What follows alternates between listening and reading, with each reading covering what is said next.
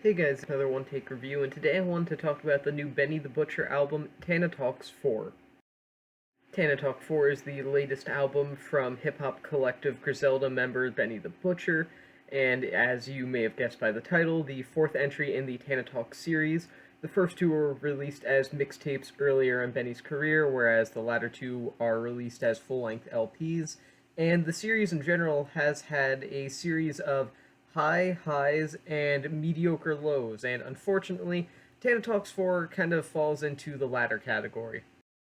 Out of the three Griselda members that are Westside Gunn, Benny the Butcher, and Conway the Machine, I've always found Benny to be the least engaging, and that's no different on this record. I still think his performance is kind of stiff, his delivery is kind of limp, and in general, I just don't think he is a very large performer in the sense of really making an impact on the listener.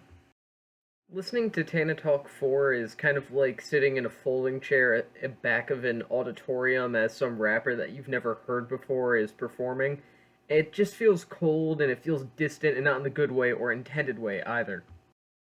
A lot of Tana Talk 4 is just Benny recycling the same sort of tough guy persona that's been overused in hip hop since the mid to late 90s, as well as the fact that his lyricism isn't any different or better than pretty much any other gangster rap artist now or in the past has ever done. He's perfectly average, and there's nothing wrong with that, but Benny just doesn't have the chops to carry along an album like this. In my opinion, the only time he has was on Tana Talk 3. Most of the beats throughout Tana Talk 4 are pretty flat as well, which is surprising considering the people that are behind this album, especially and most shocking of all is The Alchemist, who has been on a major run of excellent production work lately, but it just doesn't work here. It just kind of comes across as weak, and there are songs here like Superplug that theoretically could have been major highlights, but they just come across as sort of lifeless, and that's largely thanks to the beats and production. And again, The Alchemist is the main person that stands out here in terms of behind the scenes work being disappointing. However, there are more people that worked on this album, and really it's kind of everyone's fault that this album just sounds so dull that it sounds like it's on life support, and if it does sound like that, it deserves to be taken off because it just truly does not go anywhere in terms of instrumentals, and it really holds down the album, in my opinion. The only beats on Tana Talk 4 that are really anything worth mentioning or making note of are the more semi-artistic kind of beats. They're certainly not abstract, but they aren't just the basic instrumentals that are found on a lot of the record. This is songs like 10 More Commandments, for example, which is a highlight of the album. That's not really a great achievement, but it's still a fact. And I do think that these are the beats that really bring Benny and his work to their full potential, which, of course, that isn't great, but, it's pretty good, and if the rest of the album was like that, I would end up giving it a fairly decent score, but unfortunately, the beats just do not do anything for me here. The features here are alright too, I suppose. I will admit that they're better than most other similar albums, which can be held down by the extra, unnecessary performers. Even still, the best features on here, like J. Cole or even Conway, don't really do much interesting, and they don't even really manage to crack above average. It's like dumping plain yogurt into flavorless water. The aforementioned artists' verses are mediocre, and Benny as a performer is equally as mediocre, but put together they make something that isn't necessarily bad, but it certainly isn't pleasant or even enjoyable to listen to.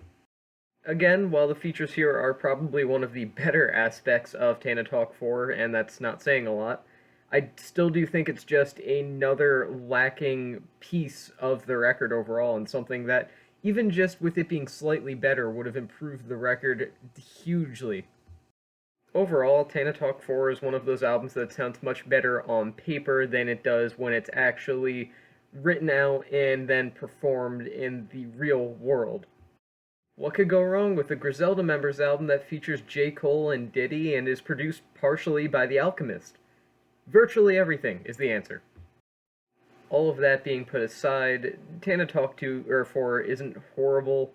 It could have been a lot worse, theoretically, but it does come close to being genuinely bad. There are a couple of weak points at the record that I truly think just go below average, but there's nothing downright horrible here, and overall it's a decent enough performance, but it does cement my opinion that Benny is not only the worst and consistently least interesting and least entertaining member of Griselda, but also that he's the only thing stopping from Griselda being a fantastic hip hop duo. And with that being said, I'm going to give Tana Talk for a 2.5 out of 5, a 2.5 stars.